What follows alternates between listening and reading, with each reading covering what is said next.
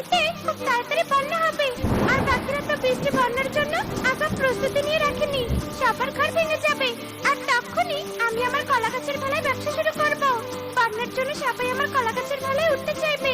আর আমি চড়াদমে সবাইকে ভেলায় উঠাবো। আমার কি আনন্দ আকাশে বাতাসে।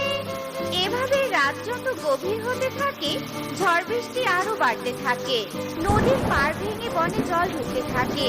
ঝড়ের দাপটে পাখিদের ঘর সহ গাছপালা ভেঙে পড়তে থাকে। পাখিরা আতঙ্কে দিক বিদিক ছুটতে থাকে। টোনাটুনি, ঝড়ে আমার ঘর ভেঙে গেছে। আজ রাতের জন্য তোমাদের ঘরে একটু আশ্রয় দিবে? তোমাকে কি আশ্রয় দিব? আমরাই তো আশ্রয়হীন। আমাদের ঘরও তো ভেঙে গেছে।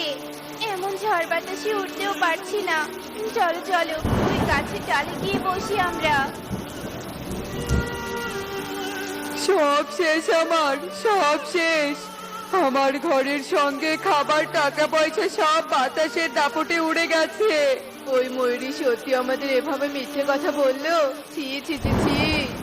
ঝড় বৃষ্টির হাত থেকে রক্ষা পাওয়ার জন্য সবাই যখন গাছের ডালে বসেছিল, ঠিক তখনই বৃষ্টি আর নদীর পাড় ভেঙে বনে জল ঢুকে বন্যার সৃষ্টি